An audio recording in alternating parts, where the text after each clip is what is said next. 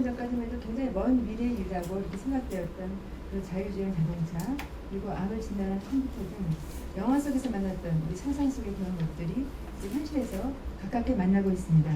이러한 모든 것들이 과학기술, 특히 빅데이터와 IoT를 기반으로 한 인공지능 기술의 그 발달로 이루어졌다고 할 수가 있겠습니다.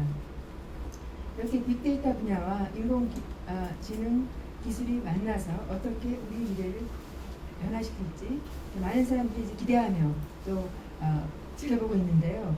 해외 선진국들은 국가 주도 또는 글로벌 기업 주도하에 이러한 이 분야에 대한 연구와 서비스 개발에 많은 힘을 쏟고 있습니다. 대표적으로 미국의 VN 이니셔티브 프로젝트가 그 중에 하나라고 할 수가 있겠습니다. 우리나라도 정부 주도로 2013년부터 내 몸 바깥에 있는 인공두뇌라는 뜻의 엑소브레인 프로젝트, 그리고 2014년에 시각 인공지능 소프트웨어 개발을 위한 딥뷰 프로젝트를 시작하는 등 글로벌 최고 수준의 인공지능 핵심 기술 확보를 위한 많은 노력을 경주하고 있습니다. 이제 오늘 포럼에서는 인공지능 빅데이터를 만나다라는 주제로 인공지능 관련 국내 소프트웨어 전문 기업인 솔트룩스의 이경희 대표님 모시고 우리가 어디까지 이 분야의 기술이 와 있는지, 우리는 어떻게 새로운 경쟁력을 확보해야 하는지, 또 앞으로 어떻게 활용할 수 있을지 이러한 것들을 들어보는 시간이 될 것입니다. 오늘 참석하시는 패널 여러분들 포함해서 많은 분들께서 좋은 의견을 주시면 저희 키스텝이 이러한 분야 일을 하는데 많은 도움이 되도록 하겠습니다. 다시 한번 바쁘신 중에도 참석해주신 모든 분께 감사드리고 이 가을날 좋은 건강하시고 또 다가올 명절도 즐겁고 보람있게 보내시기 바랍니다. 감사합니다. 데이터, 빅데이터 얘기하면 안 돼. 사실 모호한 정의입니다. 빅데이터란 말이 일종의 버즈워드 같은 형태로 해서 마케팅 용어로 사용이 되는 거지 뭐 정확한 정의가 있다고 보긴 힘듭니다. 빅이니까 사이즈에 관련된 생각이 많잖아요. 빅데이터 강의에도 많았지만 실제로 사이즈는 굉장히 많이 늘고 있다고 합니다. 현재 저희가 가지고 있다고 추정되는 것이 약 8제타바이트인데 잘 아시는 것처럼 테라바이트, 우리 보통 요즘 하드디스크가 2테라 뭐 이러죠. 테라바이트에 1000배가 페타고 그거에 1000배가 엑사고 그거에 1000배가 제타인데 한 인류가 한 8제타바이트 정도로 가지고 있다고 해요. 실제로 2012년에 한 2.5제타바이트가 있었던 걸로 추정이 되는데 이게 얼마나 큰 양이냐면 120분짜리 2시간짜리 HD 영화를 한 사람이 자지도 먹지도 않고 영화를 보면은 그게 약 6,500만 년 동안에 볼 수 있는 영화라고 합니다. 그러니까 그렇게 만들어진 자체를 인간이 이해를 하거나 또는 그 데이터를 활용을 한다는 게 대단히 현실적으로 어렵다라는 거죠. 그리고 사이즈 외에 보통 얘기하는 게 velocity, 속도하고 variety, 그래서 다양성에 대한, 특히 비정형 데이터에 대한 얘기를 많이 합니다. 그래서 그런 것들이 뭐 초당 얼마나 많은 데이터들이 쏟아져 있고 그 데이터들에 해당이 되는 게 특히 비정형성, 텍스트, 이미지, 동영상 같은 것들이 폭발적으로 증가되고 있고 이런 것도 이제 소셜미디어하고 결합이 되면서 네트워크 효과를 내게 되는 거죠. 재생산이 되고 재배포가 되는 형태가 됩니다.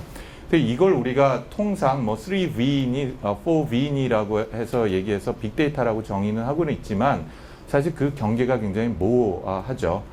그런데 실제로 이 데이터, 특히 최근 들어서 나오는 굉장히 빠르고 다양하고 비정형성도 있고 이러한 데이터들을 처리하기가 왜 이렇게 힘든 거냐, 그거를 제가 정의해본 한마디로 이제 빅데이터의 현실 또는 빅데이터의 사실이라서 FACT라고 제가 팩트라고 얘기를 많이 하는데요.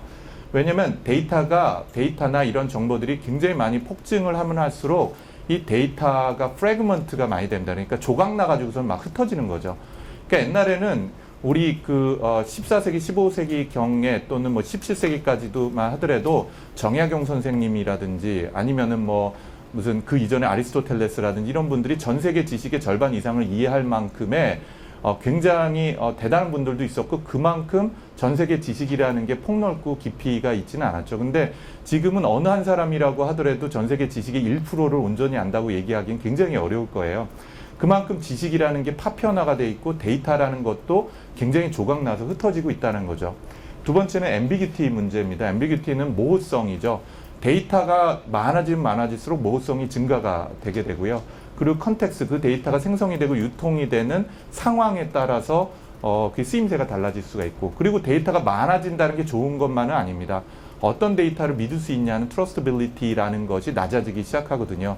결국은 이 FACT가 사실은 빅데이터라는 걸 활용하도록 하는데 한계를 주고 있다고 볼 수가 있는 거죠. 그런데 제가 이 얘기를 장하게 하는 거는 이 접점에서 인공지능이라는 것이 빅데이터와 결합이 돼서 이 FACT의 문제들을 한 단계씩 해결을 해가고 있다는 겁니다.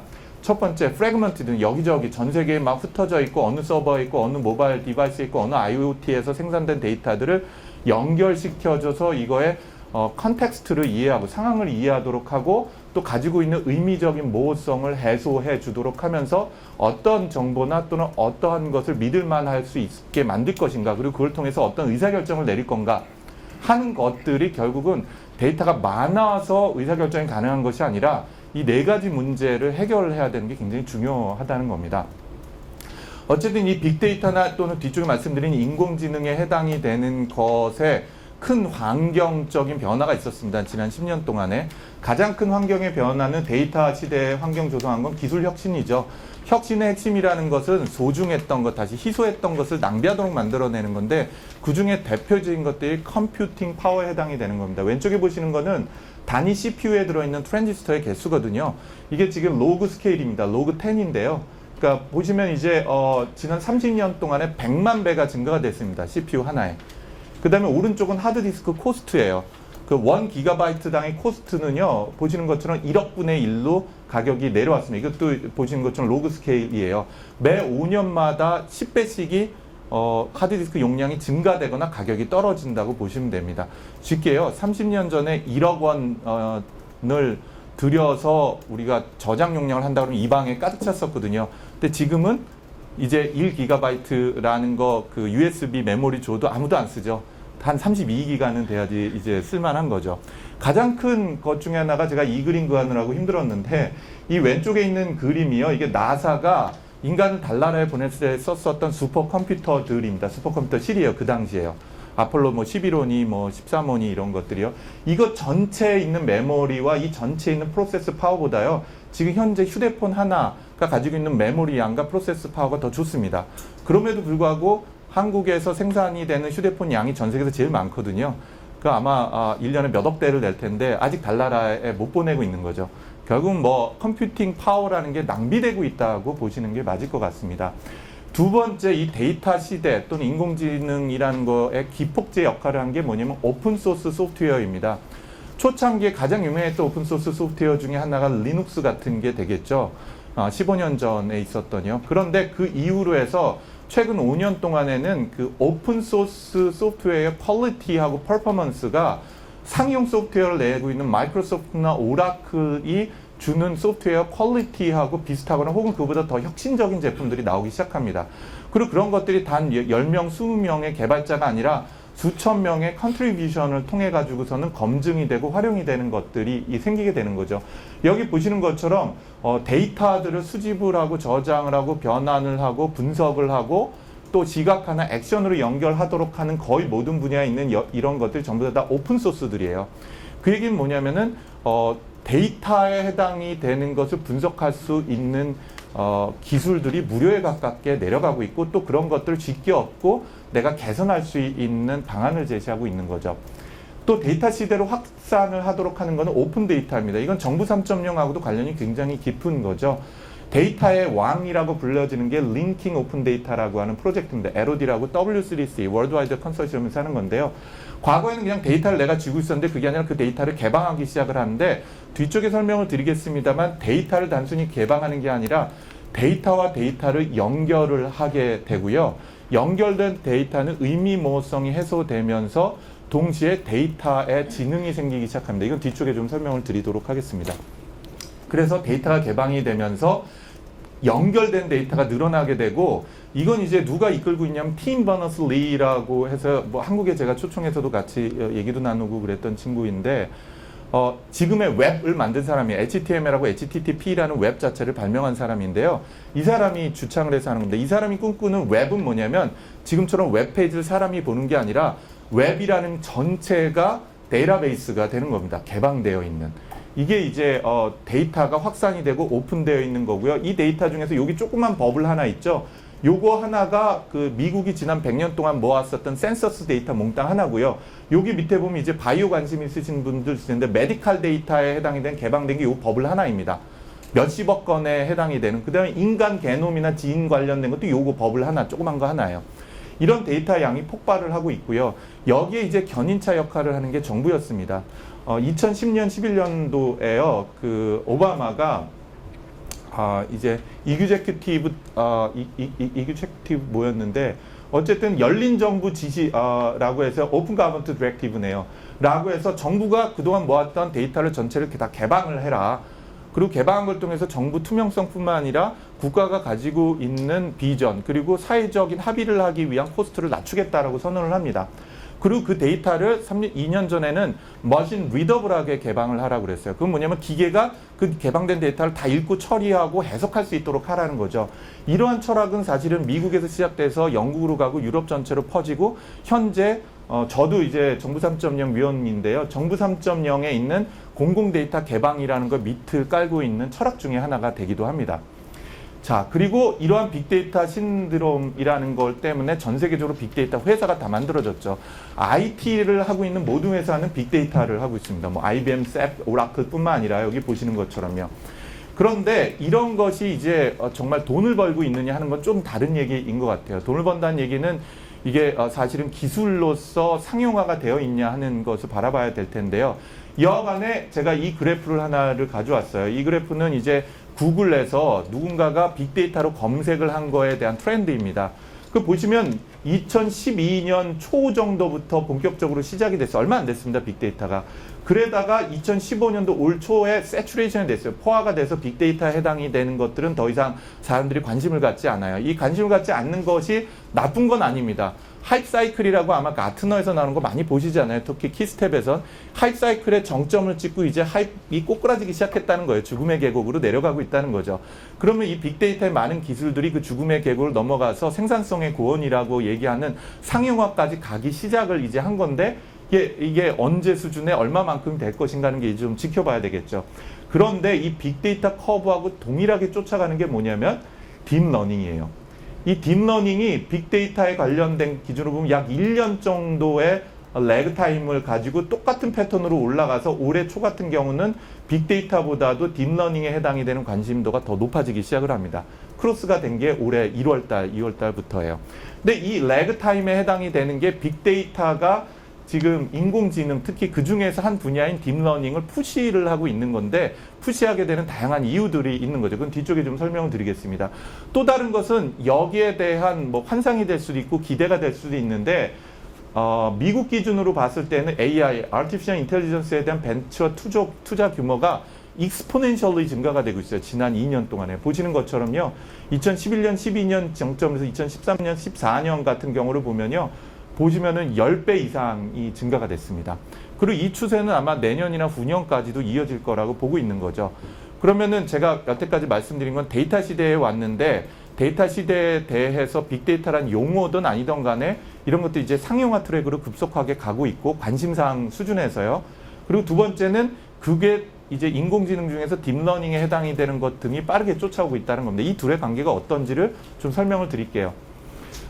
이 빅데이터 인공지능 역사에 대해서 저희 회사에서 정리한 브로셔가 있습니다. 나중에 필요하시면 좀 드릴 텐데요.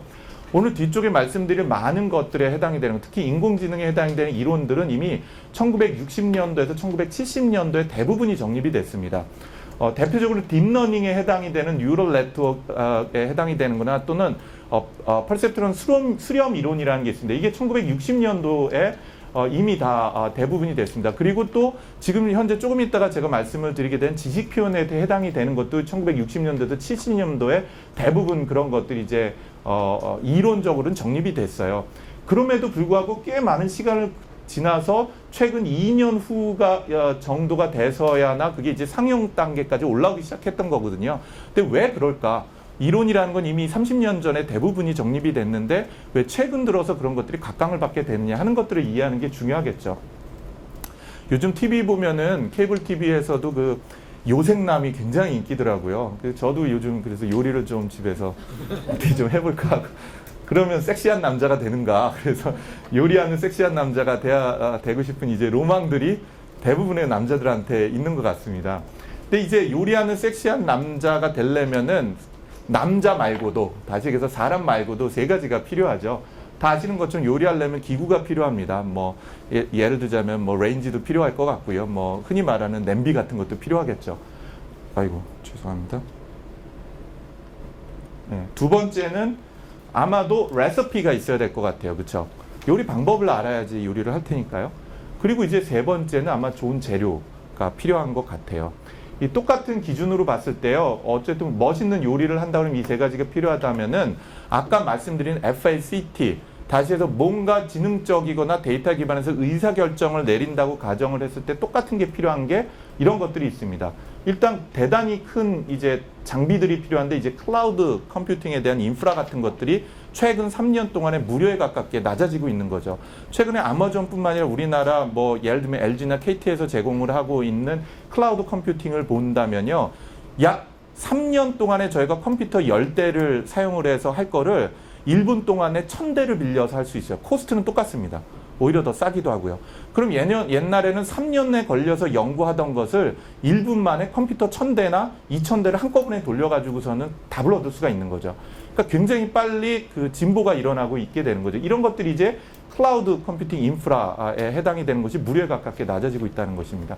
두 번째 거는 뭐냐면 인공지능 알고리즘이에요. 근데 이 인공지능 알고리즘들의 상당수는 말씀드린 것처럼 이미 70년대, 뭐 늦게 나온 것도 90년대 초에 대부분 어느 정도 정립이 됐습니다.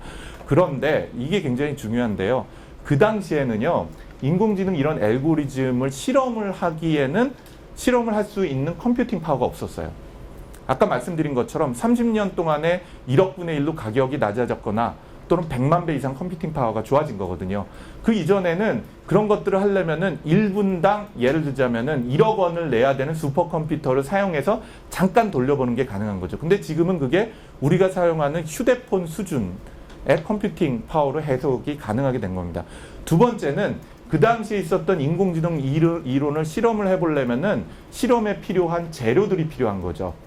요리하려면 요리 좋은 재료가 필요한. 그 당시에 근데 그런 재료를 구하기도 힘들었지만 그런 재료를 실험을 하기 위해서 일부 실험용 재료를 만들었어요. 연구실에서. 근데 그런 재료를 만들기가 코스트가 굉장히 많이 들었던 거죠. 근데 지금은 그런 빅데이터가 넘쳐나는 거죠. 웹에서도 구했을 뿐만 아니라 무료에 가깝게 가고 있다는 겁니다. 그래서 핵심적인 것은 요생남이 되기 위한 것처럼 클라우드 컴퓨팅, 인공지능 알고리즘, 빅데이터라는 게 결합이 되는 게 최근 3, 4년 동안에 코스트가 낮아지면서 이제는 우리가 얘기하는 이론적인 것이 아니라 생산성이라는 측면에서 과거에 하기가 힘들었거나 또는 거의 불가능했던 것을 결론적으로는 무료에 가깝게 해볼 수가 있다는 겁니다. 오픈소스가 공짜로 나오고 있고요. 데이터도 넘쳐나고 있고 클라우드 컴퓨팅은 돈 한 10만 원만 낸다고 치면요. 하루에 컴퓨터 한 100대 정도를 하루 동안 돌릴 수가 있어요. 10만 원 갖고. 이런 형태에 해당이 되는 것들이 지금 인프라가 굉장히 일반화되고 있다고 말씀을 드릴 수가 있습니다.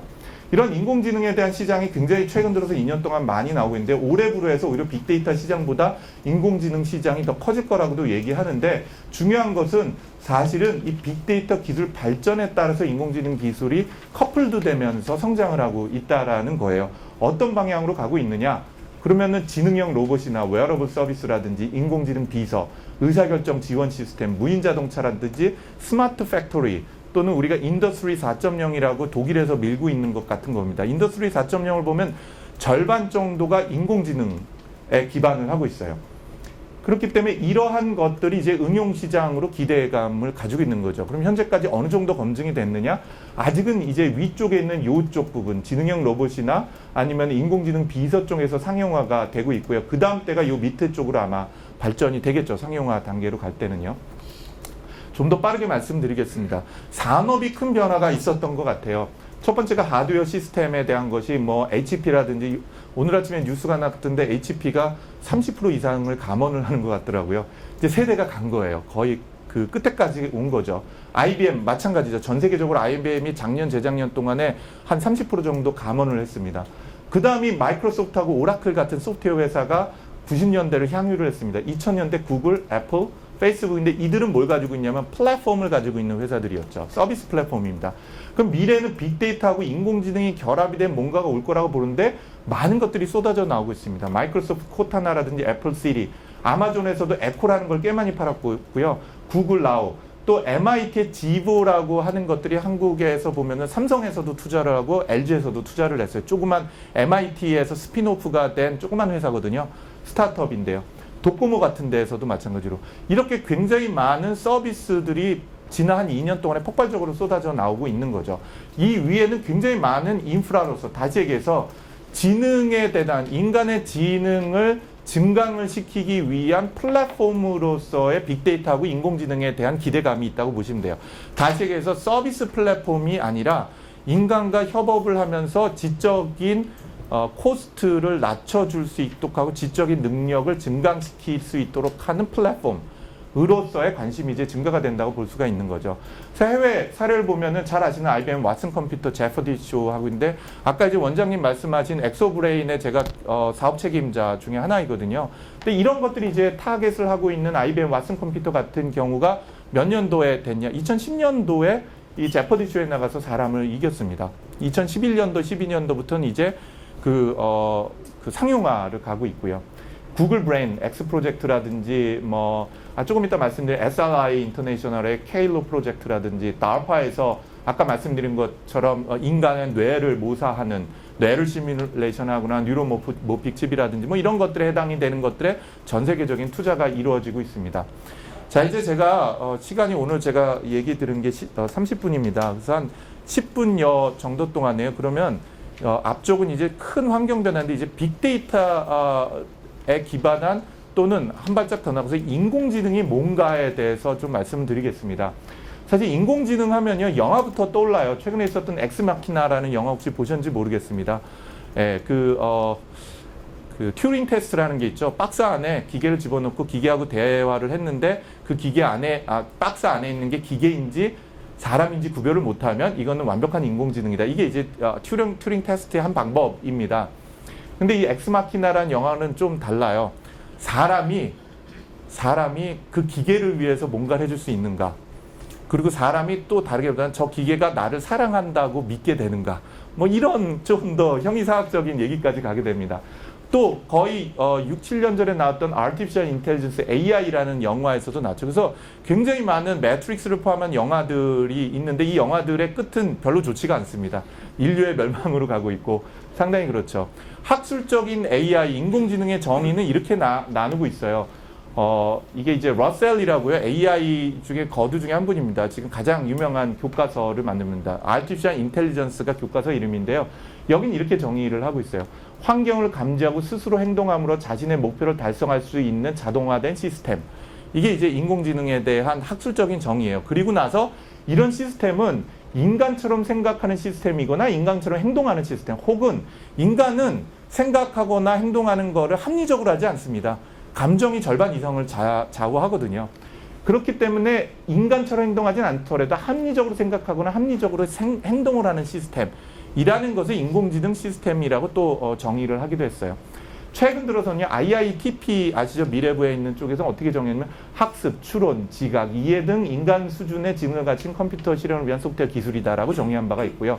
현재 키스텝에서 저도 거기 위원으로 들어가 있습니다만은 기술 영향성 평가라는 걸 하고 있잖아요. 거기 보면은 거기서 아직 결정은 안 됐습니다. 그런데 대략 이렇게 정의를 하려고 하고 있어요.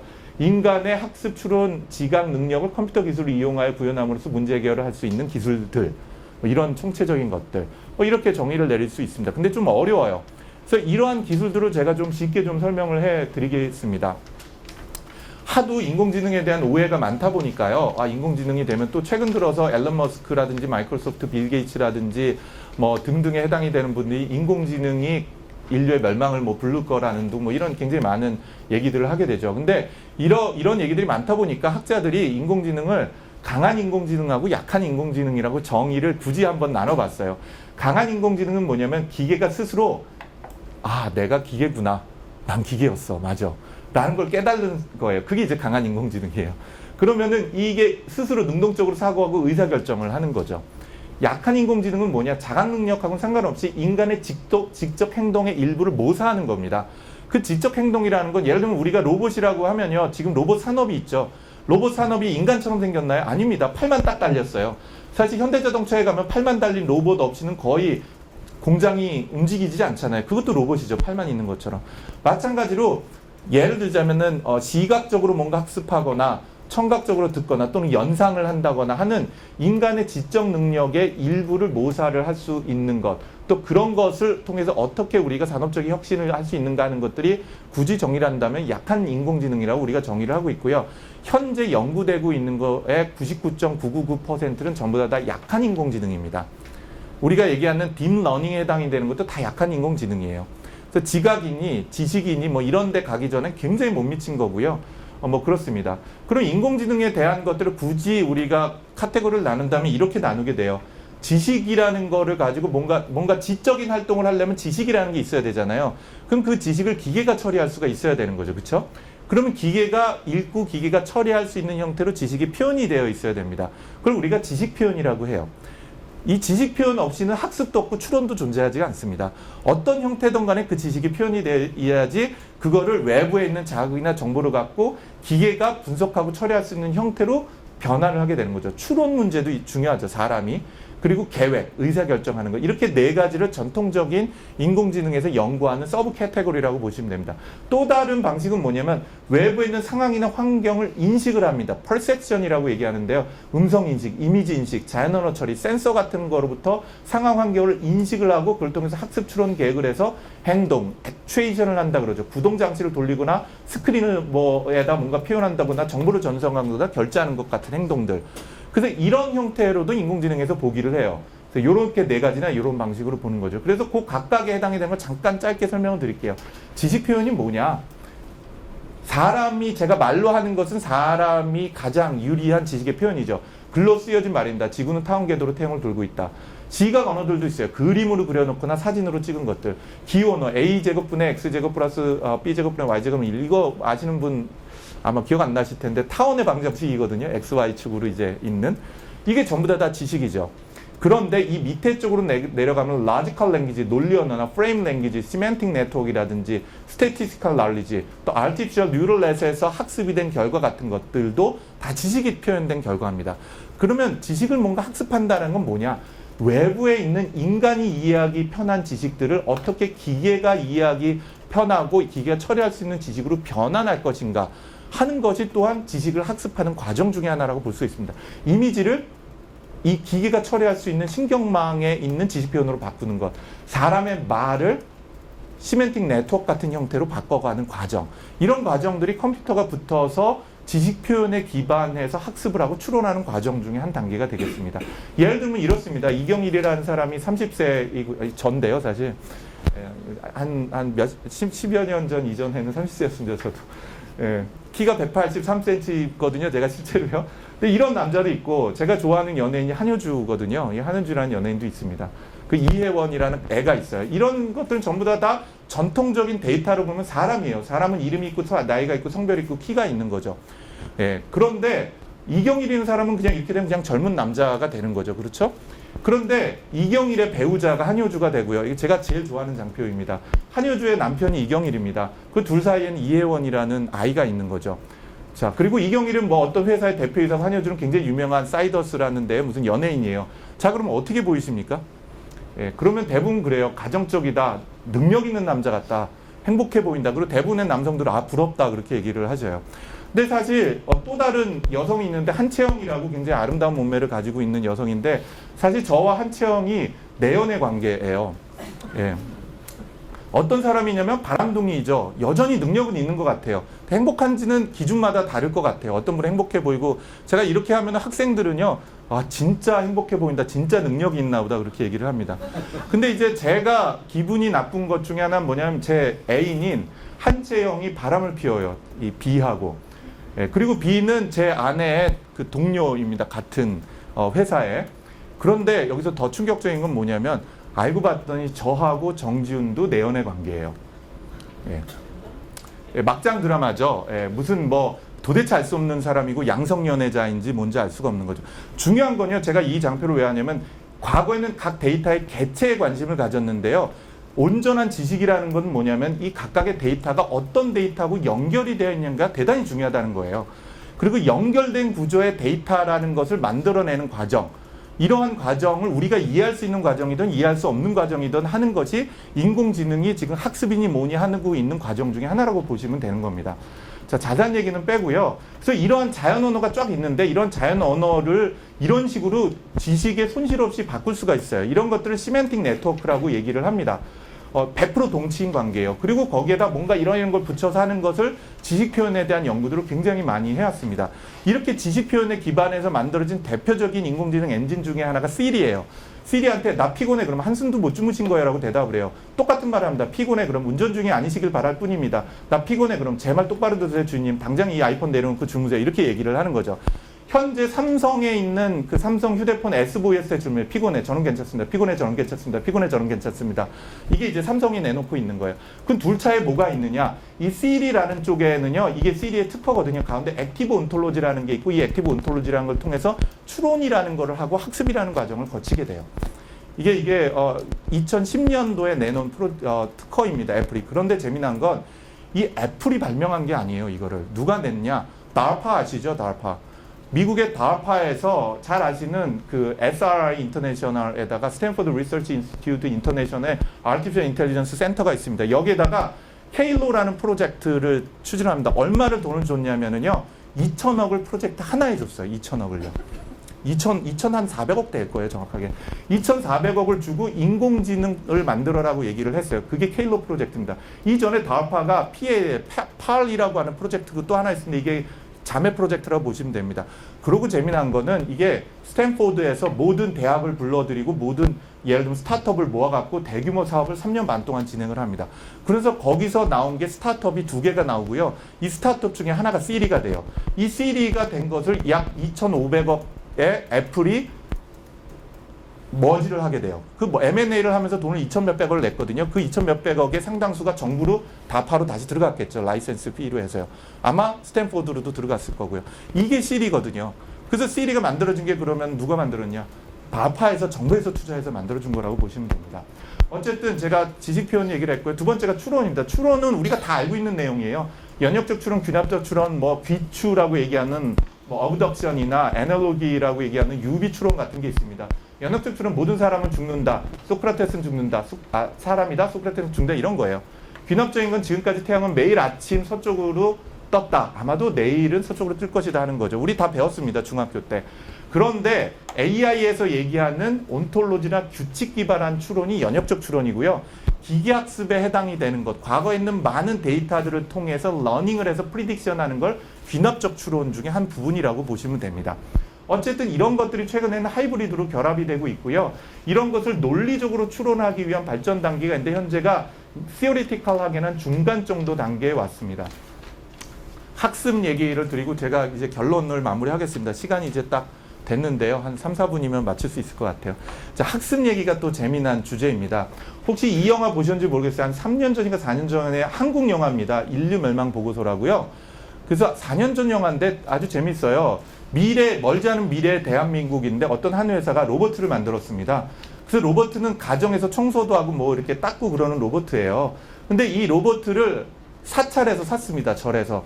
근데 이 절이 맨날 청소하고 이러다가 불경 소리를 듣다가 어느 날 이 로봇이 득도를 하게 됩니다. 그래서 이 로봇이 득도를 해가지고서는 성문답을 하기 시작을 하고 주변에 있는 주지 스님을 포함해서 많은 사람이 이제 살아있는 생부처로 모시기 시작을 하는 거예요. 이게 이 영화의 하나의 에피소드 중에 하나입니다. 그런데 이 한국 영화에 한번 보시죠. 근데 이 로봇을 만든 회사에서 나와가지고서는 이거는 버그다 라고 해서 이 로봇을 죽여버려요. 물론 죽이기 전에 바로 그 코어에 있는 지식을 빼서 네트워크에다가 그 개발자가 풀어놓게 됩니다. 그 네트워크를 이제 돌아다니면서 하는 건데 얘기의 중심은 뭐냐면 하여튼 뭔가를 갖다 놨는데 이것이 맨 처음에는 그냥 청소밖에 못하는 애인데 끊임없이 얘가 학습을 해서 득도를 하는 단계로 갈 수 있을 거냐. 그런 것들이 이제 학습에 해당돼요. 학습은 주어진 상황이 되풀이되는 행동의 경험. 이 행동은 굉장히 포괄적인 거죠. 그래서 동일한 또는 유사한 상황에 대한 행동 예측을 해서 그거에 대해서 그 행동 자체를 변화시킬 수 있는 능력. 넓게 보면 그렇게 보실 수도 있어요. 그런데 그러려면은 학습을 한다는 얘기는 그 학습을 하기 위한 뭔가의 이 바탕이 있어야 되는 거죠. 알고리즘만 있어서는 되는 건 아니고요. 자, 그걸 제가 잠깐 보겠습니다. 이 화면을 잠깐 보세요. 이거 아주 재밌는 거기 때문에 한 1분이면 학습 부분을 다 이해를 하시게 됩니다. A/B 테스트입니다. A하고 B가 보시면 되는데 잘 한번 보세요. A가 뭔지 B가 뭔지요. 자, 이 사람은 A입니까 B입니까? 한번 손 들어 보시죠. 난 A다. 예, 대부분의 A라고 생각하시는데 난 B다. 한 분도 안 계시네요. 자, 이분은 A입니까 B입니까? 가운데 있는. 나는 A다. 아무도 손 안 드시네요. 한 분. 나는 B다. 뭐 한 분도 안 계시네요. 한 분. 예. 이제 참여도가 떨어져서 제가 그냥 계속 얘기하겠습니다. 이분은 A일까요? B일까요? 한번 머릿속으로 생각해 보십시오. A일까요? B일까요? 아마도 금발이나 뭐 좀 예쁘게 생겼다 그래서 생각했으면 A가 될 것 같고요. 이 사람들은 B라고 한 사람은 이렇게 얘기합니다. 웃고 있고 이 사람은 안 웃고 있다. 웃고 있기 때문에 B다. 또는 나는 금발이라고 생각하면 금발이기 때문에 A다. 서양 사람이기 때문에. 근데 이 사람은 웃고 있고 또 살찌기까지 했는데 금발인데 그러면 A일까 B일까? 사람마다 기준이 달라지는 거죠. 자, 또 다른 거 한 번만 볼게요. 이 사람들은 A인가요 B인가요? 웃고 있고 금발인데. 또 이렇게 보니까 금발이 아닌 사람도 있고 동양 사람도 섞여 있습니다. 아, 이게 굉장히 혼란스러워졌어요. 이제 맨 오른쪽에 계신 분들은 다 웃지도 않고 금발도 아닌데 과연 A에 넣어야 될까 B에 넣어야 될까? 쉽게 얘기해서 A, B라는 박스에다가 이런 것들을 우리가 학습을 하기 위해서 데이터를 주어집니다. 그럼 기계가 이 A에 있는 박스에 있는 거, B에 있는 박스에 있는 것들 중에서 공통점을 찾아내. 그걸 우리가 뭐라 하면 피처라고 얘기합니다. 특징들. 우리가 보는 특징은 이런 거죠. 금발이냐, 눈이 크냐, 백인이냐, 흑인이냐. 예를 들면 뭐 예쁘게 생겼냐, 아니면 웃고 있냐. 이런 것 같은 것들 특징을 뽑아내고 이 특징들의 유사도를 가지고 A인지 B인지를 구별을 하게 됩니다. 이게 학습 중에서 가장 전통적이면서도 가장 현재 딥러닝에서도 하고 있는 학습인 거예요. 뭐냐? 분류의 문제를 푸는 거죠. 예, 이런 문제가 됩니다. 그래서 빅데이터 기반한 학습이라는 건 뭐냐면 테스트 데이터를 A인지 B인지를 가르쳐줘요. 그럼 이 박스에서 A하고 공통점, B에 있는 거의 공통점에 대한 특징들을 찾아내고 모델을 만들어냅니다. 이 모델을 만든 거에다 우리가 테스트하려고 하는 데이터, 다시 얘기해서 그럼 얘는 A야 B야? 얘는 A야 B야? 라고 물어보면 기계가 얘는 A다, 얘는 B다 라고 얘기하는 거죠. 이런 분류 문제는 동일합니다. 예를 들면 우리가 데이터 다 모아서 박스 안에 집어넣고 우리나라 통일 3년 안에 돼, 안 돼? 이런 거죠. 예. 주식을 살까 말까? 이것도 AP 테스트 문제인 거거든요. 그렇죠. 오늘 집에 일찍 갈까 말까? AP 테스트 문제입니다. 그거에 대한 데이터를 집어넣고 그거에 대한 데이터에 기반해서 의사결정을 하게 되는 거죠. 이렇게 하는 거에 대한 굉장히 많은 모델들이 존재를 합니다. 이 모델들과 알고리즘들이 존재를 하고 이런 것들은 테스트 셋을 학습 셋을 집어넣어서 모델을 만들고 그 모델을 기반해서 프리딕션 하는 절차를 거치게 돼요. 이것 중에서 최근에 가장 핫 이슈가 된 것 중에 하나가 딥러닝입니다. 이미 말씀드린 것처럼 딥러닝은 기계학습 중에 하나이고요. 말씀드린 것처럼 퍼셉트론 수렴 이론이라는 건 이미 1960년도에 이미 나오기 시작해서 1989년도에 DNN이란 딥 뉴럴 네트워크가 어느 정도 정립이 됐어요. 근데 얘가 가지고 있었던 문제가 있었습니다. 그 문제가 뭐냐면 과적 문제라든지 뭐 이런 문제들이 있어요. 이 문제를 그래서 이제 제프리 힌톤이라는 사람이 여기 써 있는 거 그대로 해서 사전에 비지도 학습이라는 거를 해가지고서 이 문제를 해결하게 됩니다. 그리고 데이터를 때려 집어넣고 봤더니 특별히 인식 문제, 인식이 뭐죠? 이미지 인식, 음성 인식, 텍스트에 관련되어 있는 뭐 이런 자연 언어 처리에 대한 부분에서 탁월한 성능을 발휘하다라는 거예요. 자세한 설명 건너뛰고요. 그래서 이게 인간이 가지고 있는 수준을 넘어가기 시작을 했던 게 언제냐면 올해 초 작년 말이에요. 인간도요 이미지 주는데 예를 들자면은 털복숭이 되어 있는 고양이 엉덩이를 딱 주고 이게 고양이인지 개인지 맞춰봐라. 엉덩이 딱 보고 그러면 그거 맞추겠어요? 되게 어렵죠. 그런데 그게 인간도 보고 틀리는 게 대략 한 4~5% 정도라고 볼 수가 있거든요. 근데 그 벽이 이렇게 꼬꾸라지는 것처럼 그 이미지에 대한 퀄리티가 4.9% 정도까지 2015년도에 퍼포먼스 올라갔습니다. 그러니까 인간 수준하고 비슷하거나 인간이 이미지 인식하는 수준보다 높아졌다는 거죠. 단지 큰 차이가 있다면 인간은 하나씩 봐야 되는데 얘는 수만 대의 컴퓨터를 한꺼번에 돌릴 수가 있다는 거예요. 수만 대를 돌려서 한꺼번에 엄청난 데이터를 처리할 수가 있다는 거죠. 이런 딥러닝이나 기계학습을 하여는 전 세계 스타트업들이 굉장히 많습니다. 저희 회사를 포함을 해서 마인드랩을 포함을 해서 굉장히 많습니다. 이런 회사들이 이제 이러한 딥러닝에 해당이 되는 것뿐만 아니라 아까 말씀드렸던 추론 기술이라는 것들을 결합시키면서 보다 인공지능다운 것들을 하고 싶은 거죠. 국내에서는 잘 아시는 것처럼 TRL1부터 TRL9까지 있는데 그 중에서 인공지능과 관련된 건 국가혁신형이라서 엑소브레인 제가 하고 있는 거고요. 딥뷰 프로젝트 그리고 평생기계학습이나 또 또는 자율지능 인지나 브레인 패턴 인식과 같이 이성환 교수님께서 또 담당하시고 계신 것까지가 일부가 이미 시작이 됐습니다. 그래서 한국에서 한국 정부에서 인공지능 투자를 전혀 안 했던 건 아니고요. 3년 전부터 인공지능 프로젝트가 시작이 됐다고 보실 수 있습니다. 여기가 결론 부분인데요. 제가 너무 말을 많이 했습니다. 한 거의 7분 정도 넘어가서 이제 마무리하겠습니다. 질문만 던지고 토론을 했으면 좋겠는데 핵심 질문이 이거죠. 싱귤러리티가 오냐. 싱귤러리티의 문제는 이럽니다. 인간의 인텔리전스나 인간이 이것도 학습을 통해서 늘어나죠. 근데 인간이 가지고 있는 가장 큰 문제는 죽는다는 거예요. 아리스토텔레스도 죽었고 레오나르도 다빈치도 죽었고 다 죽었죠. 그러니까 인간이 기껏 100년이 지나면은 뇌라는 건 그냥 휘발이 되는 거죠. 썩어 뭉들어지는 거죠. 그렇기 때문에 인간의 지식은 천천히 늘어나는데 사실은 기계가 가지고 있는 지능이라는 게 싱귤러리티라는 걸 넘어설 수가 있을 거냐 라는 것들에 대한 것들이 관심을 갖고 몇몇 학자분들은 그게 20년, 30년 안에 될 수도 있다 라고 이제 주장을 하시는 거죠. 그걸 이제 강인공지능이라고 얘기하면 될 것 같아요. 또 다른 거는 퍼포먼스의 문제입니다. 얼마나 많은 양을 잘 처리할 수 있을 것인가. 또는 프로덕티비티의 부분으로도 볼 수도 있는 거죠. 그래서 휴먼 프로덕티비티나 휴먼 퍼포먼스나 휴먼 인텔리전스를 기계가 넘어갈 수 있을 것인가 하는 것들에 대한 거고, 저는 개인적으로 봤을 때는 이거 제 의견이고 조금 이따 토론하실 수 있겠지만 한 7, 80년 안에 강인공지능이 나오기는 불가능하지 않겠는가 하는 생각이 있죠. 또 국내 저명한 학자분 중에는 3, 40년 안에 될 수 있다고 믿는 분도 계십니다. 두 번째 질문은 이제 실험 문제가 되는 거죠. 이거의 논문이 작년도인가요? 옥스퍼드 대학에서 나왔어요. 그래서 꼭 인공지능이 아닌데 기계가 인간의 지적 능력을 대치를 해가면서 실업이 발생할 수 있는 걸 했습니다. 그래서 영국에 있는 직업 코드 전체에 대해서 기계가 대체할 가능성을 0부터 1까지의 확률로 분석을 했어요. 그래서 0.99 같으면 텔레마케트가 없어지고 해가지고서는 굉장히 많은 직업들이 전체적으로 없어질 거라는 겁니다. 그게 요 논문이에요. 작년이나 재작년이네요. 예. 그렇게 해서 대략 한 700가지의 직업을 한번 뽑아냈더니 여기 보이는 직업들에 해당이 되는 거, 텔레마케팅 포함된 건 이거는 수년 안에 100% 직업이 기계에 의해서 대체될 거다라는 거고, 아마 이렇게 실험 문제에 해당이 되는 것이 또한 기계가 정말 대체 가능한 건가, 강인공지능이 아니더라도 약인공지능이 대체할 것인가, 아마 점진적으로 대체갈 거라고 생각합니다. 왜냐? 지금 옛날에는 인간이 가장 멀리 뛰었었던 짐승이잖아요. 그렇지만 지금 기차도 있고 자동차가 사람의 다리를 대체한 것처럼 일부적으로는 그렇게 될 수 있지 않을까 싶습니다. 다른 건 경제적 파급 효과죠. 지능적 금융 투자. 지금 미국에서 가장 많이 AI 연구자들이 가는 데가 뭐냐면 월스트리트입니다. 월스트리트. 우리나라는 아니죠. 이런 것들, 투자 예측, 대리 집행, 환거래, 환투기, 지능형 금융 보호 사기 방지, 농업 수요 예측도 굉장히 중요하겠죠. 정부 정책. 또는 웨어러블 컴퓨터나 개인 비서, 아까 시리 같은 것들, 무인 주행 자동차, 물류도 대단히 중요하게 됩니다. 코스트를 낮추기 위해서는 의료 상담, 또 에너지 손실 방지, 의사결정을, 그 다음에 법적인 문제도 되게 중요하죠. 사회적 파급적인 윤리 문제. 기계가 의사결정을 한 걸 내가 따랐어요. 근데 그 문제 생긴 거예요. 또는 자율주행을 했는데 내가 쉬고 있었는데 얘가 사고를 내버렸어요. 자동차가.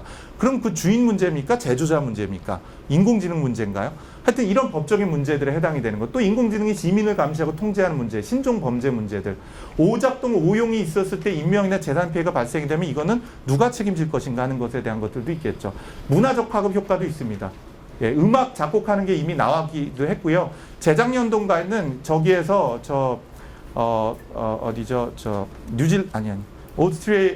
오스트레일리아에서 책 하나가 인공지능 통해서 만들었는데 꽤 많이 팔렸다고 하는 얘기도 있습니다. 최근 들어서 로봇 저널리즘이라고 해서 인공지능으로 아예 기사 쓰는 것도 대대적으로 인기가 있기도 하고요.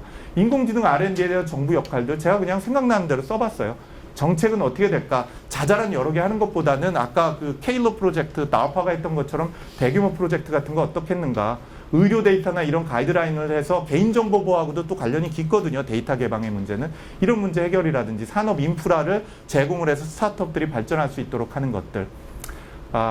시간이 다 됐기 때문에 제가 뒤쪽에 있는데요. 어쨌든 세상이 연결된 구조로 발전하고 있다는 겁니다. 연결된 웹, 연결된 인터넷, 연결된 사람들, 연결된 언어들, 연결된 데이터들, 그리고 사람이 뇌도 연결된 구조죠. 뉴런하고 시냅스가. 근데 놀랍게도 시냅스라는 연결 구조 또는 잘 알고 계신 축색돌기라는 것에 포함이 되어 있는 것이 뉴런 그 자체보다 약 1000배가 많아요. 다시 그래서 인간의 뇌도 제가 알고 있기로는 물론 뇌 과학자도 계십니다만은 저장 구조나 연상 구조 자체보다는 그들이 연결된 구조가 1000배가 더 진화가 된 거든 신이 만든 거든 중요하다라는 거죠. 그리고 그런 것이 연결된 구조로 변하는 과정에 인공지능이 있고 빅데이터가 있다는 것입니다. 그리고 이런 것들이 하이퍼 커넥티드 날리지로 발전을 하게 되고 이런 것들이 기존에 있었던 사람과 사람이 연결되던 세상 그런 소셜 미디어를 넘어서 기계와 기계가 연결되고 기계와 사람이 연결되는 일종의 초연결 지능 시대 같은 형태로 발전이 될 가능성이 있다라고 보는 거죠.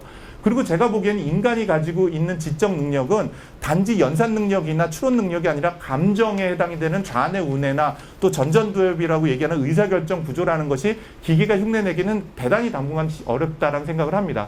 이런 직감과 통찰력에 해당이 되는 것과 반복적인 것에서 패턴을 발견하고 생산성을 높이는 것들이 어떻게 결합이 됨으로써 인간과 기계가 협력을 할 수 있을 것인가 하는 것이 미래 사회의 경쟁력이 되어 있고 거기에 빅데이터나 인공지능이 어떻게 기여를 할 수 있을 것인가 하는 것이고요. 이런 것들은 알버트 아인슈타인이 이미 30년 전에 이 얘기를 하고 돌아가셨어요. 컴퓨터는 놀랍고 빠르고 정확하지만 대단히 멍청하다. 사람은 놀랍게 느리고 부정확하지만 대단히 똑똑하다. 이 두 힘을 합치면 상상할 수 없는 힘이 될 것 같다. 이 얘기는 제가 생각하는 이제 이 AI가 아니라 결국은 인간이 그 내비게이션, 차에서 내비게이션 켜놓고 목적지에 갈 때 내비게이션에 제가 협력하는 모델과 비슷하게 지적 능력의 일부 부분이라도 기계가 사람이 협력을 하는 방식으로 발전이 되지 않을까 싶고요. 피터 드러커 교수 얘기처럼 이미 그게 일부가 시작이 됐다. 완성이 되지는 않았지만 하는 걸로 얘기를 마치고자 합니다. 감사합니다. 네, 아주 재미있게 발표 잘 들었습니다.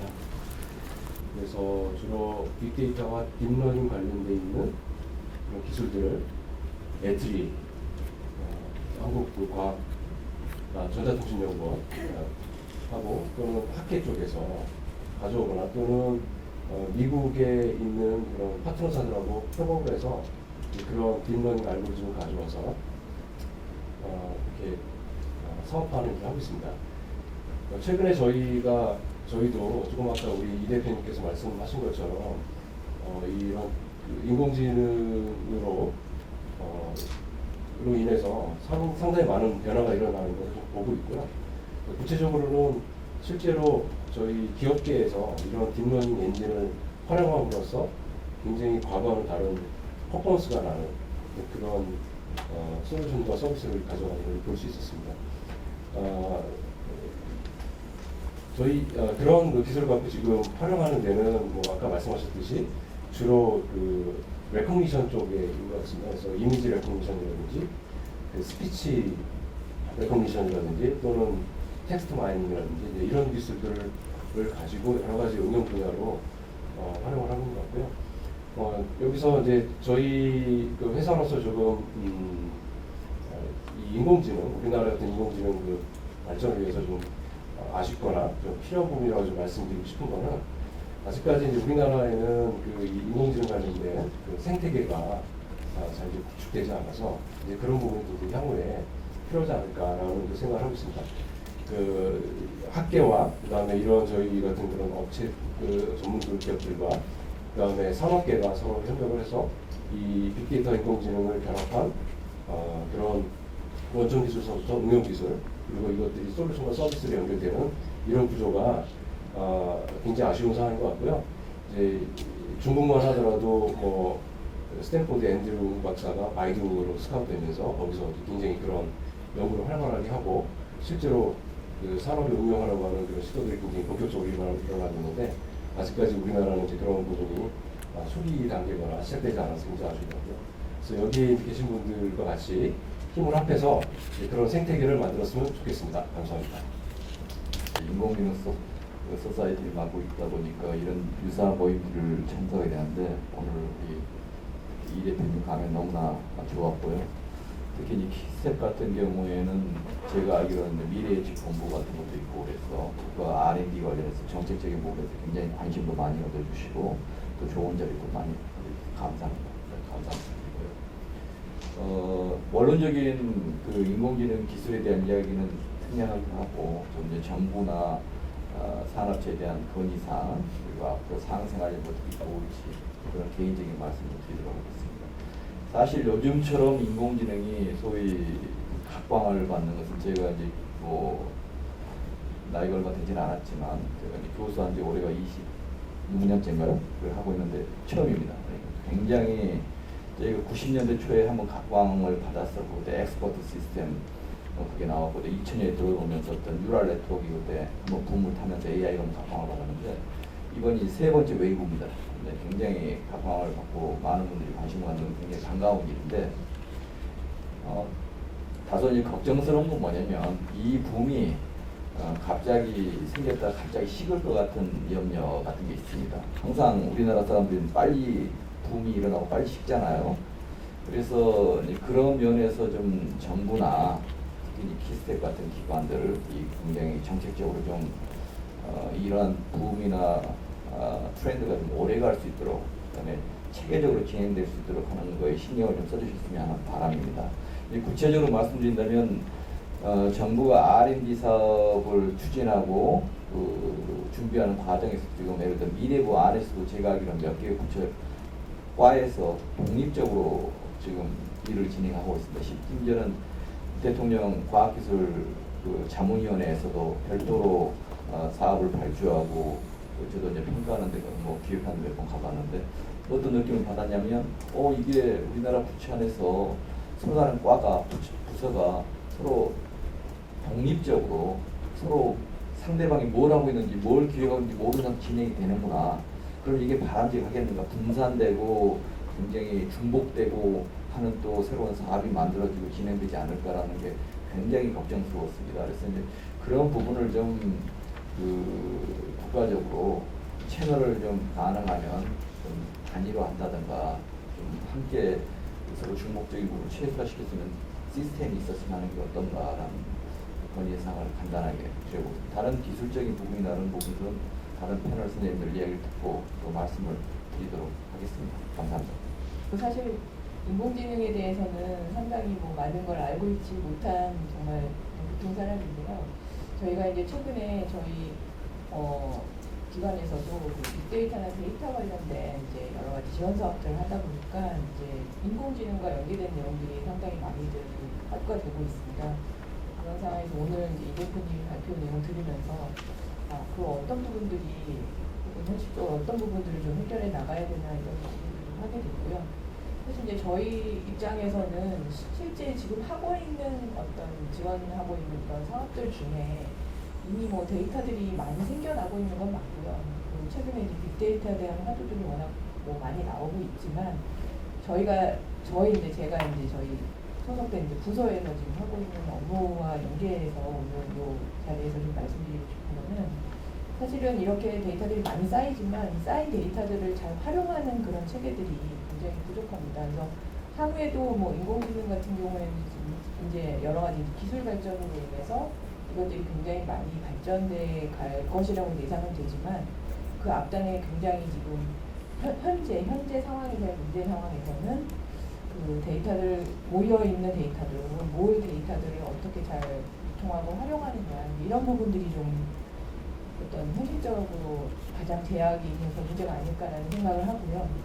그런 상황에서 사실 저희가 좀 현안으로 좀 봤던 부분들은 실제로 빅데이터 분석을 위한 어떤 데이터가 많이 생성은 되고 있다고는 하지만 사실 쓸만한 데이터가 많이 없다라고 저는 이제 얘기를 합니다. 이거는 사실 아까 말씀 주신 정부 3.0이나 이런 기조에 따라서 사실 공공 부분의 데이터들이 많이 개방은 되고 있지만 그 활용단에서는 상당한 제약들이 많이 있습니다. 그래서 그런 부분 포함해서 특히나 이제 민간 쪽에서 발생되는 그런 데이터들은 또 함부로 활용하기 어려운 그런 부분이 있기 때문에 서로 연계되거나 서로 개방하거나 공유하는 그런 부분들에 대해서 아직까지는 좀 많은 어려움이 있다라는 부분이 좀 저희가 이제 가장 느끼는 그런 부분이고요.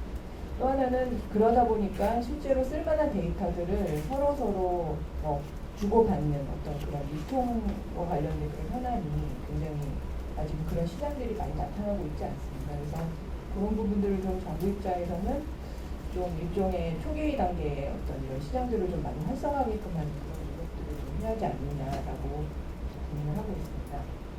마지막으로 아까도 이제 대표님께서 좀 간단히 언급을 해주셨는데 개인정보 보호나 저작권 같은 그런 문제들 때문에 여러 가지 데이터 활용이 실제로 어려운 부분이 많고요. 사실 빅데이터 시장에서 빅데이터 저희가 이제 산업이라고 표현하기 좀 뭐하지만 빅데이터가 많이 활성화되지 않고 있다라고 하는 그 가장 좀 커다란 걸림돌 중에 하나가 이제 개인정보 보호 문제입니다. 그래서 개인 정보들을 어떻게 보면 활용할 만한 데이터, 그 빅데이터라고 하는 아까 인공지능에 쏟아넣을 그 데이터들이 어떻게 보면 개인이 발생하게 한 그런 데이터들이다 보니까 이런 것들을 실제로 모으는데도 현재 상태에서는 국적으로 문제가 있고요. 이것들을 잘 활용하기 위한 어떤 그런 부분들은 더더군다나 나가기 어려운 그런 시점이라서 저희는 사실 현실적으로 이런 데이터 유통이나 활용 관련된 그런 부분들에 대해서 좀 어떻게 해결해 나갈 수 있을지 고민하고 이걸 좀 정책적으로 여러 가지 뭐 제도적인 부분을 뭐 규제를 완화한다던가 혹은 나아가서 이것들을 좀 기술적으로 좀 어떻게 보면 해결해 줄 수 있는 그런 방안들을 좀 고민을 하고 있고요. 그리고 유통 관련해서는 초보적이지만 여러 가지 시장 메커니즘을 좀 적용한 그런 어떤 기본 기초적인 플랫폼 같은 것들을 만들어서 이게 좀 활성화되게끔 하는 그런 정책들을 좀 고민을 하고 있습니다. 그런 부분을